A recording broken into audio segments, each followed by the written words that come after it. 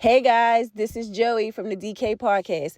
Thank you so much for returning to view our latest episode, episode 7, where we will be interviewing our guest, Tracey Phillips, aka 3Rayfit4Life. Just to give you a heads up, this episode will be broken down into 2 separate episodes, episode 7.1 and episode 7.2. I hope you guys enjoy. Hey everybody, welcome back to another episode of DK Podcast. I'm your host, Joey, and today I have one of my great childhood friends that I'm so proud to introduce, but I'm going to let him introduce himself. Hey guys, I'm Tracey Phillips. People call me Trey. I'm also known as Tracey4Life.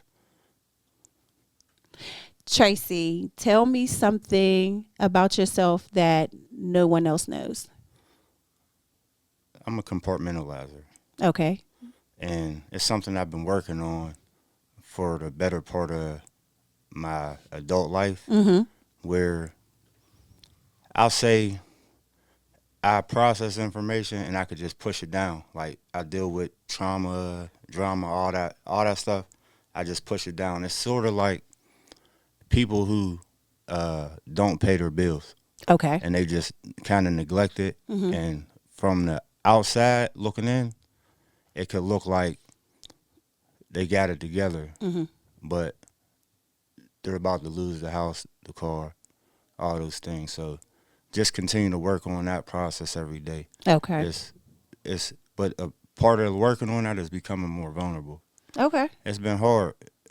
This young lady over here, she's helped me out with that. This young lady, you want to give her a tremendously. name? Dej. We got some information, some new news that we ain't really broke yet. Okay, So okay. I'll share it with you. I share it with you personally, but share it with your audience. Got engaged. Oh, yay! Congratulations. First time in my life. Got a baby on the way. Oh, I didn't know that. I knew about the engagement, but I didn't know that. Okay. Yeah. So just transitioning to a better chapter in my life. Okay, cool, And cool. Just excited, you know? I'm excited for you. You just made my day. Trace, where are you from? Tell me where you're from, of course. I'm from the east side of Pittsburgh. Grew up in a Garfield and East Liberty, running up and down the hill. Alongside you for a lot of that childhood. Absolutely. Some other good people. Man, we had a great experience on that east side, didn't we? Absolutely. What type of work are you doing right now? So right now, I work at a hotel overnight. Like I basically night manage it a few days out the week. I am a part of a contract with a good friend of mine where we clean the Dollar General coolers. And I train kids predominantly.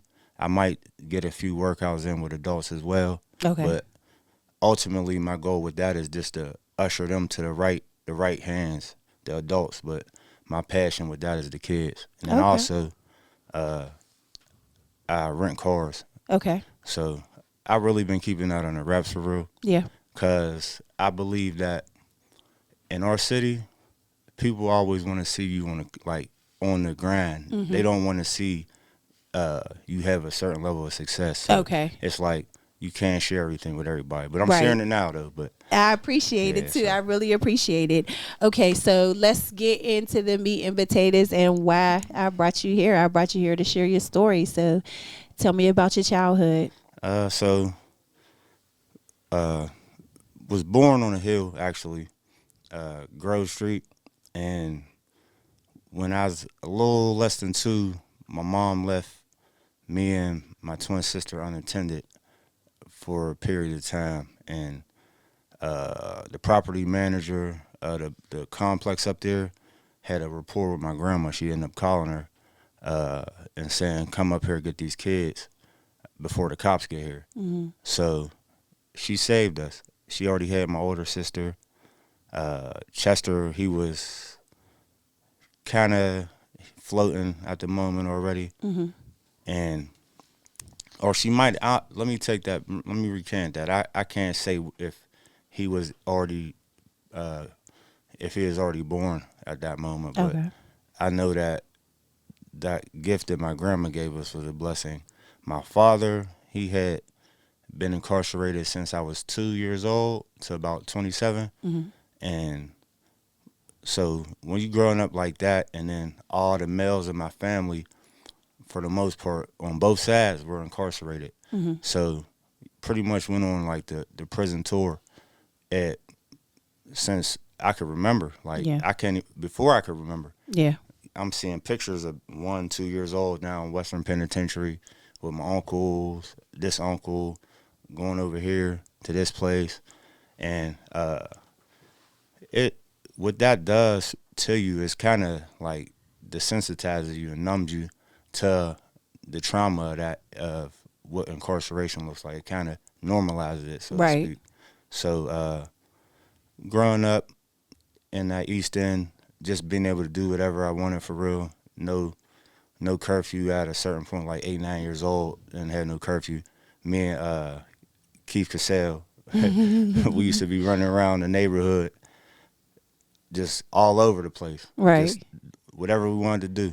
His mom was struggling with addiction as well, so we really didn't have much adult supervision. Mm-hmm. My grandma did as best she could, but she needed help. She Yeah. had my mom's 4 kids, then other grandkids in and out. Like, Right. and she was a foster care without being foster care to her own clan. Yeah. So shout out to Audrey Woods. For sure. Audrey Mae Johnson turned Glennon Woods, but she is a godsend, Yes. and I'm grateful that I get to take care of her on the back end. Definitely. So before like I told you, I got her some breakfast earlier. Yeah. Yep. You told me Yeah. you stopped by and got her some breakfast. Excuse me. So, basically, what I hear you saying is that your childhood kind of shaped It what you did. were the road that you had ended up going into. It did. Yeah. It did. I say it did from the standpoint of when you see, like, my mother didn't realize how much of her addiction I seen. Mm-hmm. And, like, of all her kids, like, I ended up getting pretty cool with some of the older Lorimer guys and, like, OPG guys, Mm-hmm. the guys down that way, because that's where she was running around when she was in her addiction. So oftentimes I would take clean clothes and stuff and, like, have a shirt or something, catch up to her. She might not even realize I was there, but I just give it to her, leave it, and but I seen it firsthand. So as I got older and I got my wants and desires, those same people that she was getting it in with when she got clean were my advocates in the streets and helping me find my way. So they like, oh, that's Lil Ro right there. Hey, make sure he cool. Right. So like I appreciated it, but they should have been making sure I was cool. Like, man, get out of here. Yeah. But they ain't know no better. Right. Because they want what they want. Yep. So they gonna protect you so they could get what you want, what they want, Exactly. and help you get what you want. And it got to a point where I got older and I justified being out there when I transitioned to different drugs to, oh, I ain't selling to my people no more. But you still selling to people. Yeah. So it's like, where's your moral compass at? Yeah. And it, like, me and Days kind of go back and forth with that sometimes because she's like, oh, you justifying. No, I'm just rationalizing. And the reality of the fact that in our minds when we're out there, because you understand it, well, they going to get it anyway. Yeah. That's how you rationalize it. Right. And how you go home and sleep good at night. Yep. Absolutely. And so for me, all of those decisions culminated in one day I met somebody to get right, and my sister she had at her place, it was just a lot of moving parts. So it's like I met him down there, and it's like I'm not leaving nothing in this house. There's too many people in and out. So I'm like, let me take this stuff to my outside stash spot, and I literally going to walk up the street, and it's like an ambush was set up for me with the police. And I go to run, I couldn't even, like, everywhere I went to run, they was right there. And it was the wildest thing. Like, Yahweh has always been with me because the way I reached in my inside pocket, the attempt to take that stuff out, to throw it in a sword that was sealed up with sand for construction, I should have got shot 10 times. Like, people got shot for way less over the course of the last 20 years. Right. And like that just wasn't my experience. That's not how he wanted my life to end. Exactly. So I ended up getting a 1.5 to 3 for that upstate. Okay. And I went upstate at 23. And when I went upstate, I got cool with an older dude from Philly. And it's funny because with most black men, we'll establish rapport with people and won't even know each other's names. Right. It'll be like, hey, what's up, Buck? What's up, OG? And that's how the banter went back and forth. And one day we're sitting under the TV in the day room in the evening, like right before count time, before it's lockdown. And he's like, hey, Buck, I got a question for you. You done when you get out? I'm like, what? My phone's is ringing right now. So he chuckled to himself, and he's like, I got something to say to you, but don't take it the wrong way. He's like, listen, man, I want you to know you got another 5 to 10 in you. And he said, hold up. I see that look on you, but listen, hear me out. He said, you just said your phones are ringing right now. Yep. So you got to come to grips with the reality that you going to do at least another 5 to 10 years. Mm-hmm. And when he said that to me, it registered. I was going to ask you, did a light bulb registered. go off? It registered that he right. Yeah. And I don't care. You didn't care? I didn't care. You wanted to get back to the street, I needed hit the my bricks bread. running. Yeah. I needed my bread. I hear you. And I like you, so you don't think like you don't care because you don't think it's going to be you. Like Right. I know that from what he's telling me, all right, I could do that, but you don't think you're going to. Mm-hmm. And I'm not going to make anybody switch positions with me. Mm-hmm. You get what I'm saying? So that's not like that. There's no nuclear option. If it comes, it comes, but you don't want it to come. Right. But the fact that we could have such a sick mindset to know that we're going to go into a fire, we're going to go into a situation that's really detrimental to our life, everybody that's involved with their life as well, is asinine. It's insane. Mm-hmm. And so I got out. Well, I went to the halfway house for a few months. I got sent back because I didn't tell on somebody for smoking K2. And they harassed me at the renewal center. Shout out to the renewal center for just being what they are, just a pain in the behind. For real, right? For real. But I think, what did I do? I want to say I was in there for 30 days. Yeah. I did like a blackout week, and then Yeah. I had a home plan, so I wasn't in there long. yeah, I was like, when I was there in state custody, it was like this pre-trial. I mean, not pre-trial, pre-release, post-release status that you could get be a recipient of in the what was it, DOC or whatever.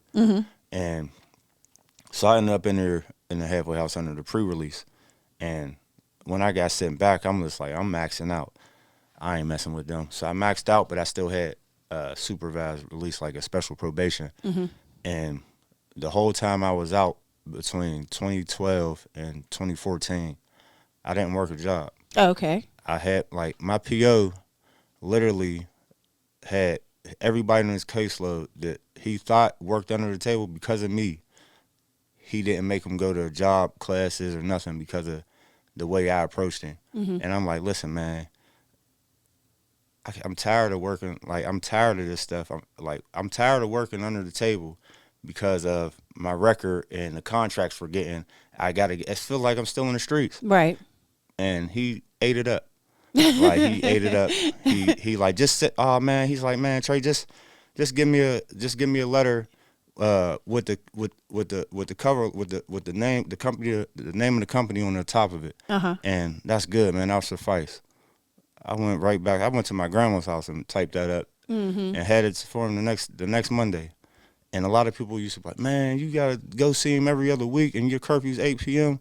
Dude ain't bother me. Right. For until I got indicted, dude did not bother me. And he was the first person in my house when they kicked my door. And it was crazy. So we'll get into that. So Right. like I said, I maxed out the first few months. I ain't do nothing. I was just like running into people, letting people see I was home. Yeah. Letting them know about like September, October, I'll be back around, take my number. just circulating and just seeing what's going on, because you know the cliche, you know the saying, don't go home and walk in nobody's indictment. Yep. That's what everybody say, right? Don't go home. You better not go walk in nobody's indictment. Yep. You know what? I actually missed an indictment, to be honest with you. Like, I was like, That's crazy. Oh my God, the Duquesne? Yeah. I missed that. Yeah. I missed that like that. Thank goodness, man. Oh my goodness. Thank goodness. I'm like, they got pictures. I didn't know nothing about, like, I'm like, oh man, they got pictures. They got my cars. Like, Yeah. I know I'm in this. Yeah. I know I'm in this. But by the grace of God, man, I missed it. Thank you, Jesus. He's dope. Yahshua was dope. He's dope. He definitely be having his hand on us. So what happened? So from that point, so once I got active, got reacclimated to the streets, I did that until I fell.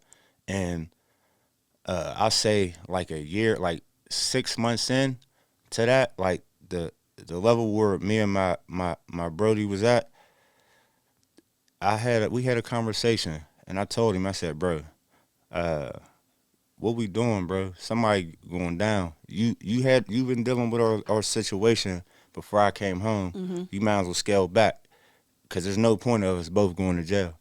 And he like, yeah, you right, bro, you right. But to have that type of foresight to say that, and still, like Jay say, what he say on the Renegade, I got to the fork in the road and went straight. To still go straight is crazy. Like, it's crazy. So it just was a lot with that. We, car carriers having stuff shipped and car carriers across the country, all that type of stuff that's irrelevant at this point. But they wanted us. Somebody started the investigation, and based off of the information he gave them, it was so crazy that it had to be true. And they ain't have a way in, so they use illegal, unlawful surveillance tactics. If you guys aren't familiar, make sure you guys look up Stingray. Look up Stingray triggerfish device. Look up the hemisphere device. These devices that they use, man, they are entrapping people. So understand the rules of engagement if you're going to be out there. I'm not in no way sitting here on record telling anybody to sell drugs, but you grown. If you're going to do that, make sure you know what's going on. Make sure you know what's going on, because the way they play, it's not fair. It's not fair. So there's no win. There's no win. There's no win. Truth is, you going to jail. You either going to jail, man, or you going to die. That's the street. That's what it comes down to. Listen, man, like, if you don't realize that, if they willing to lock up, if they willing to charge a president that's one of their own, yeah, yes. What you think they gonna do to you? Yeah, they not gonna think twice. They gonna say, there go the gun line. You crossed it. So you get indicted. So I get indicted. And so hold up, before I get indicted, I got another. So I'm sitting down the county before I was down there for like a month and a half before I got indicted, and then I was home out of that for like 3 weeks and like a few days. But while I was down the county, I was on a max holdover. It was like an extension of the shoe. And on these units, like the church people would still be able to come to the units. Okay. And so I'm on the unit, and my aunt Charlene Daniels, she come on the unit with the church service. I give her a hug, but this dude, he had me so annoyed, because every dude that was from upstate that used to come down with tobacco, he used to be all up under him. And like, he ain't had no paper, and he would just be attempting to just rip everybody off. So I bought, this one particular dude came in, I bought all his tobacco and gave it out for free. But this just happened to coincide with the day she come on the unit. So I was already doing that. I couldn't sit still, because I had all this tobacco on me. So I'm really literally walking around the unit just giving it to the people I'm cool with. And so after the service, she's like, dang, nephew, like I prayed to God that I would be able to catch up to you when I got in here, and you ain't even hear what I had to say. Mm-hmm. You was busy moving. And she said, listen, Yahweh told me to tell you to sit down. Like, everybody appreciate what you do, but it's time to quit. And I said, man, he know my heart. He know my spirit. He know that I'm just this close. I just got to I just got to get a few things back. I got to get a few things in order. So I get out. I'm out for like 3+ weeks. And my girlfriend at the time, she was happy as heck. I'm sitting still for like 8-9 days. Mm-hmm. I'm over there. It's like, you know how you in class, you got to use the bathroom over there, like sitting on my hands, going like this, all nervous, like jittery. Phones is ringing. I'm muting them, all these phones, and I got a lot of stuff. I was kind of womanizing at the time, so I got that phone's in the stash box in the car. I know it's blowing up. I'm like, man. And she look at me. She like, be careful. That's what she said. Be careful, because she knew I had to get out there because it was in my spirit. Mm-hmm. So, long story short, those few days were what they needed to wrap up our indictment. So, and it's so wild because the person whose name the car was in that they seized unlawfully, the way the feds work is they could seize a car and you don't have any standing to argue that seizure if it's not in your name, if you weren't driving. Even if you were driving, if you didn't technically get permission to drive, you still don't have no standing to argue that. So the guy, being that we never were in possession of the car that got seized, that we had the person flying and everything, and we just couldn't find the car. We thought just it got impounded. The regular police had it, so we just told him go ahead. And so when we get indicted, I'm looking for his name to be there because he literally flew out here. They didn't indict him. So when I end up learning the law well enough to articulate myself in the courtroom, I realized that they didn't indict him because they didn't want anybody to have standing to argue this unlawful seizure. And I'm like, man, they so crafty. Yeah, that's why they say when they come for you, they already got you. They not coming for you if they don't got you. But they don't be having us. But They don't be having us. They just have all the resources at their disposal. Exactly. Because they be doing a lot of unlawful stuff. But that's the moral of the story is that that time it saved my life. It did. Like, how much time did you end up doing? I ended up getting so I fought my case for like close to 8 years. Okay. And I ended up getting 12 in the end. And I was just telling Dave not too long ago about one of my little brothers. I consider him my little brother. We had did a lot of time together, and just a quality younger dude. And we were cellies, and he got into a fight. He went to the hole. So this is how I ended up taking the 12. So he went to the hole, and you know how people down the county, people talking to the toilet and stuff. Right. So we were on Max, and if you're in the hole, you could talk through the sink. And in the cell we happened to be in, I could talk to the sink too, because he knew I wasn't gonna get in the toilet to talk to him. Right. So I'm coming back from seeing my lawyer, and I done already fired a few lawyers, and I was like, people like, bro, you burnt out, bro. You all. I'm like, nah, they ain't arguing. They don't want to argue these facts. Yeah, right. So my homie, Big Skinny, we call him Big Skinny, Big Chris, from Bell Suver. He like McGrady, what happened? I'm like, bro, F dude, man, he's out. He said, oh no. he got right in the toilet and told on me. He told about my cellie. So before I even get to my cell, because I'm walking around talking to people, I hear that ring.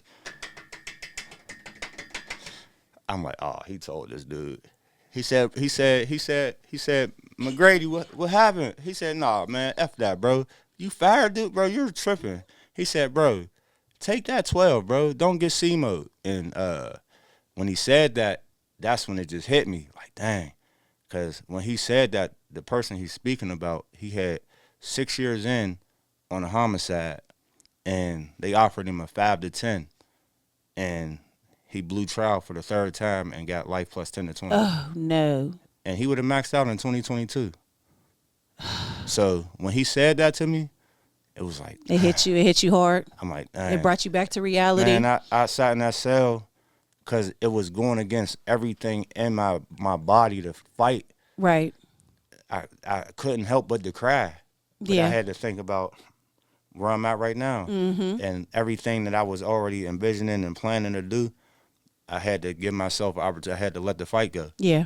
So I told my Cody, like, listen, bro, the same way I told you ain't no point of us both being in prison when a year before we got indicted, I got to say the same thing right now. Right.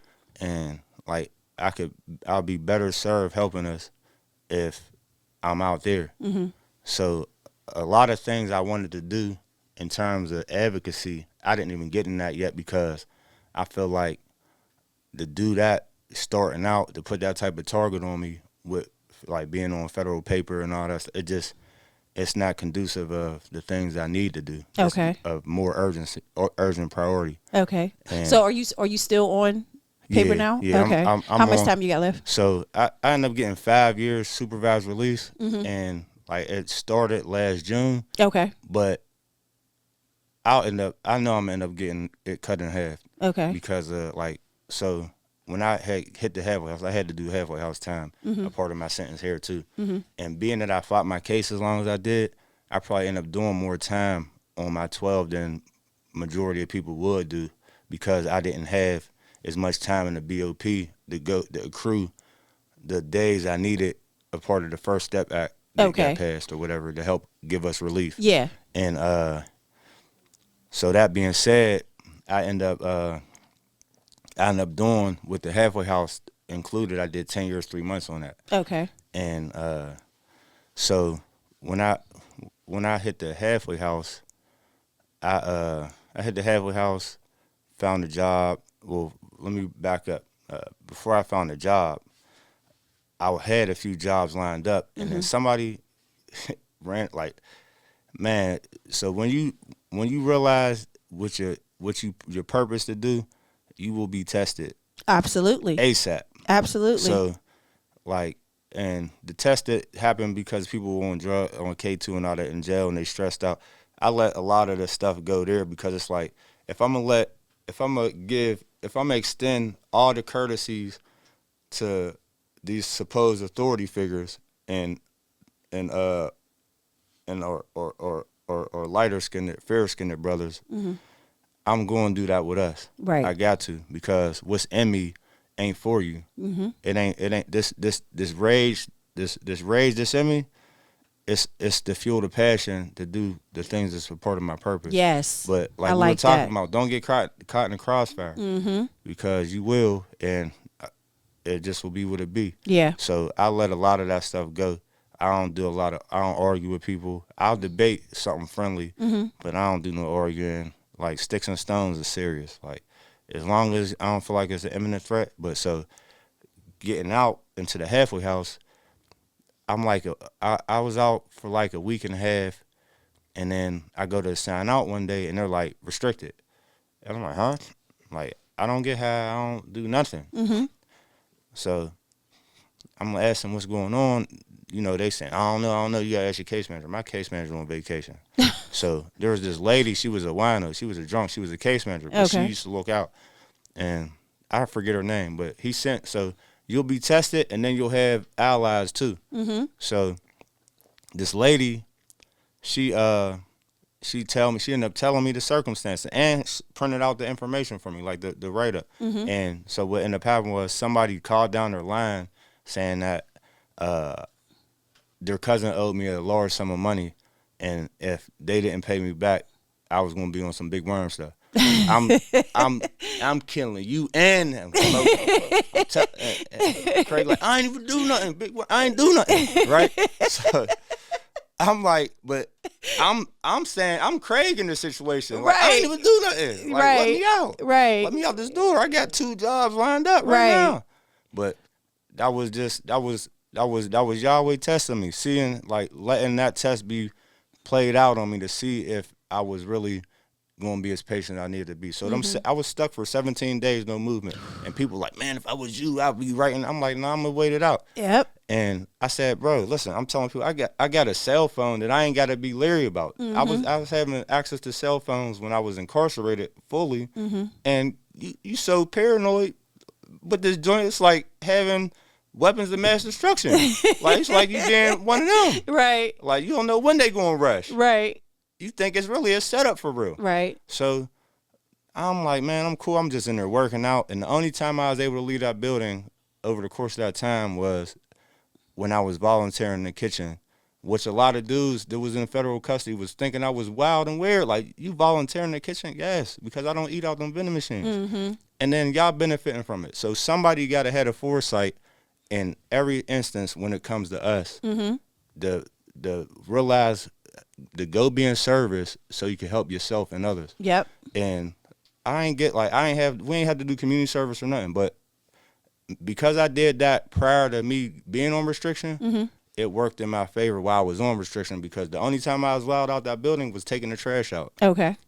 For 17 days of that. So I did that, and once I was able to get on the other side of that, I hit the ground running. I ended up getting the job at the hotel, which I kept, and I worked there a few days out the week. I went down to like 2 days a week going into this year, because I'm like, I can't keep working 50 hours a week for somebody else. Right. It's just not going to work. Like this, I sold drugs my whole life because I was not an employee. So I'm just going to keep this job because it's beneficial for, if I want to go somewhere, I could use the hotel for free. The small little perks. And I was working at UPMC at McGee as well. So for me, it's like a lot of people tend to speak about how difficult it is to find work coming out of the circumstance we're in, and it's like, it's on you. Okay. To me, like the barrier, because I seen that was something that that would be a topic. Right. But the barrier, I believe, is yourself. Yeah. If you're not willing to go to work out here for what some may perceive as pennies on a dollar, but you were literally working for hours out your cell, because the pay that they were giving you when you were down couldn't even pay your cable bill. Right. So you were working to get out your cell. And you're going to come out here and say you want to change your life, but not be willing to, you turn your nose up at 13. Like, this one dude I was in halfway house was working at 7-Eleven because it was around the corner from the renewal center. He was making minimum wage, going to work happy every day. Right. Happy every single day. He was working 16 hours a day. And people was looking at him like he crazy. But that was giving him Peace, the freedom. Freedom. And it's what you like, it's on your mindset. So Yeah. a lot of people don't have a plan. Like, so they just be out here winging it like some kids. And for me, I just knew that I'm not going back. Like, so you came home with a plan? I came home with a plan. So first order of business was, just getting employed so I could have time out the halfway house. Right. Find a night job. So it also would help me with my plan, how to operate in the halfway house was being stuck for them 17 days. I really started observing the people that was moving the best, and I incorporated all of them into me. And so a lot of people were like, man, how you, like, I was in the halfway house 4 or 5 hours a day and gone on the weekends. Right. And people like, bro, you're never here. How you do that? Because I work overnight. So now I don't have to worry about the curfew. So it worked out. Like, I was fortunate. Like, he took care of me in that. He took care of me in that situation.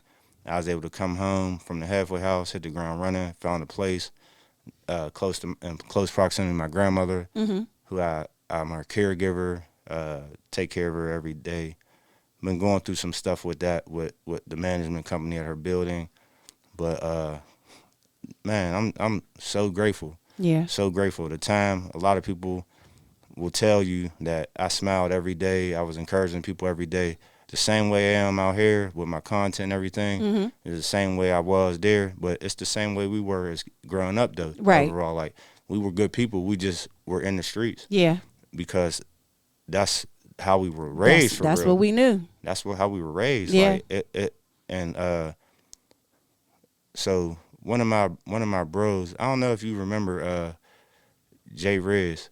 Yeah. You remember Yeah, Riz? the Trips brother. Yeah. Yeah, so Riz Hey guys. my brothers. So Jay Riz had a hook on a song that we had back in the day where he was like, how we live life, it don't really feel right, but we live like we was bred, so it make it right. Mm-hmm. And that's how we was bred. So Mm-hmm. to us, it was normal. We normalized BS because we ain't know no better. Right. And wasn't nobody calling us on that, right, Dave? Didn't I just tell you about that? So I got a theory about being wrong. Okay. Tell me. So you could go your whole life operating a certain way, and if nobody ever calls you on it, it's not to say you weren't wrong. You just didn't know you were wrong. Yep. So you're still wrong. You're Yep. just less wrong. So you deserve an extension of grace, Okay. in my opinion. Yeah, because if you didn't know. Right. Because, yeah, that makes sense. That makes sense. That's kind of what God does Right. for us. Exactly. So it's just harder for us as humans to go in line with that, to be in alignment with that, right? Like we tend to be condemnful, judgmental, and like that's Yeah. how F those, you know what I'm saying? Nigga, like, none of that. I don't care about none of that. None of that. You know what I'm saying? Like, you out of pocket. Right, right. You wrong. but that comes with a certain level of growth and emotional intelligence. Yep. Right? Being able to decipher the difference with that. Yeah. All right. So listen, I heard you talk about your content. Okay. Let the people know about your content. Okay. So my name again is Tracey4Life. I motivate people and inspire people into fitness and a healthy lifestyle. You can find me on Instagram, Facebook, and TikTok at Tracey4Life. 3Ray Fit for Life, number 4 for life. On Facebook it is TRAY Fit for Life, and I also have some content on YouTube as well. I'm working on a website. Got a nonprofit that I ain't really launched yet called Core Curriculum. Okay, what's that? Tell me about that. So what that is to emphasize all of us getting active, and as you know, the easiest way for you to pass time when you down is to just work out. Yep. So that's the biggest medicine, the best medicine in a lot of instances in life, and a lot of people don't realize it. It's understated in a lot of different ways of life. Mm-hmm. So for me, it's just making sure that first priority to me is the kids. So that's why all my workouts for the kids are free. Like I don't charge any kid, especially that look like us, because oftentimes even if they mom spent the last little money going out, they still ain't really have it to afford to pay somebody like me to train their kid. Right. So I don't even ask them. That's why I'm working on other streams of income passively to be able to make sure that I'm cool outside of that. So your number one passion is the children? Is the children. Absolutely. And then also us, like people that have been through what we've been through. Like I've done some speaking engagements. Okay. Actually, before I left the jail, the county, and went in the feds, I told them, I said, I'll be back. I'm coming back. And they looking at me like I was crazy. But I said I got equity in this building. Mm-hmm. So I got too much time in here not to come spend some time in here showing people that you could do something different. Because it's like not in a glorifying way, but my name ring bells down there just from the sheer fact that I did so much time. I was in that building for 7 years and 2 months. And it was like I ain't see outside. Like I'll be taking pictures. You said I take pictures of the sun and all beautiful pictures. Y'all And- got to check out his content. Like Tracey, yeah. So I remember having to, and you know how them fences is in the rec yard. Yeah. So like when it's raining and stuff, being close to the fence, or when it's snowing, jump up on the wall and get snow so I could so I could be able to appreciate the seasons. Yeah. But you like, man, they do so much attempting to take your civility away from you, and it's such a fight to make sure that you keep your humanity. Yes. But a lot of people lose it becoming institutionalized. Yep. Like when the moment you agree and start telling people, oh, I can't wait to get to my home jail, or this is my unit, this is my block, the same way we do the projects and all the other stuff in the street that going on. It's once you got that, because we be institutionalized out here before jail. Yep. Right? So when that's your mindset and you start justifying it like that, like, oh, yeah, I can't wait to get to my home jail. That's how Camp Hill was. Camp Hill was so knocked off, right? Tuck your shirt in, all this, you can't smoke, all this and that. So when you get to your home jail, as they call it, when you get to your designated jail, you ain't got to tuck your shirt in. You can, back and then, you can smoke cigarettes and all that. Oh, man, this joint sweet. Yeah, that's how Muncie was. Right. That's how Muncie was. And then once I got to Cambridge Springs, it was like there was no doors. We can come in and out. It was a college. It was a college campus, so we were able to move freely. That's how they hook you. But that daggone Muncie, something else. I heard that, man. It's something else. But the reality is they all are something else because you're confined. Absolutely. You're not able to come and go. Absolutely. And ain't no species supposed to go through that. Nope. I don't even like going to the zoo. Like, for real. Because you see how sad they look? Yeah. That's us. We the same way. Yeah. And at what point in existence could your spirit not end up in one of them? Right. You know what I'm saying? Right. Like, we don't know. Yeah. We don't know for sure. So I don't necessarily agree with that, but that's something else. So okay, so we got you working out with the kids, right? Working out with the kids. And then you're working out with the adults. Yeah. And what else? So I kind of like term myself as like DJ Khaled of fitness. Okay. Where like I'm the fitness socialist, so I believe that it just like healthcare should be free. Right, because it's a part of the same arm, and it is even more important arm because it's the preventative side of it. Okay. So, like, my grandmother, she's 91 now, and congrats, Graham. When I was not prepared for the type of condition she was in when I came home. Okay. It broke my heart because she was down bad, and it got to the point where the last time she went to the hospital like 2 or 3 times within the course of 3 or 4 months when I first got out. Okay. And she was in her room, like it was like a hospital room. And even though she didn't have like the bedpans and all that, but the further she used to go was from her bed to her bathroom. It was in the same room. So it was like, man, this is crazy. Everybody visiting her in the room. So the last time she went to the hospital, they told her that she had like stage 4 kidney failure to go on dialysis at 90 years old. What 90-year-old is going to survive dialysis? Right. So I talked to her, and we're like, yo, since they saying you need hospice, just tell them let you go home. Let me take the wheel. Let me take over. Right. So just revamped everything in her diet and her nutrition. Just like I started with, she used to do spoonfuls of sugar in her coffee and all that. Cut that out. I was taking the sugar packs from the renewal center, and first it started with 3 packs because she would want I would put 2 in and she would want an extra one. So then I would put 1 in. I started putting 1 in, and then she would want an extra one. So she'd put that in. And then I took salt, like basically took salt away from her, all the fried foods, everything, like, and to the point where she got so on board with it that the people that were in her building, they genuinely mean well, but you're giving her slave food that is inadequate to be consumed by us. Right. This food that they made us eat was beneath us, but right. we made lemonade out of it. Right. Right, out of those lemons.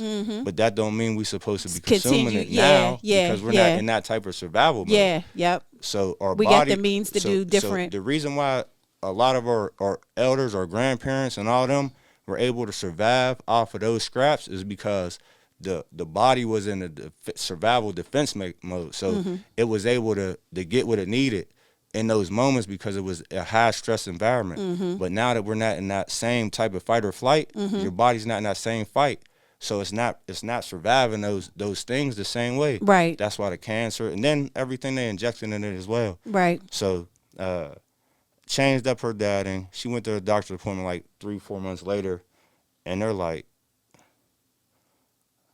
"What's going on? Like, what did you do? Yeah. Like, you're like, you don't need dialysis or nothing no more." I love it. And it's like I always tend to tell people, well, I mean, if I could do that for a 90-year-old, what you think I could do for you? Exactly. Even when I was down, one of my boys, when I was in the feds, he was on insulin, and I changed his diet up.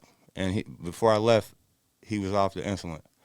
So I'm not saying I'm a guru, but it just take discipline. Whatever it is, it's just like you running this podcast. You guys, you and Justin running this podcast. You guys have a chemistry, but it's rooted in discipline. Right. Right? Right. So whatever it is, we have to be disciplined and regimented in. It's rooted in God, y'all. That's for a fact. That's what it is. That's first and foremost. Hey guys, I hope you enjoyed episode 7.1 to be exact. For more information, please feel free to follow us at dreamcatchers.org.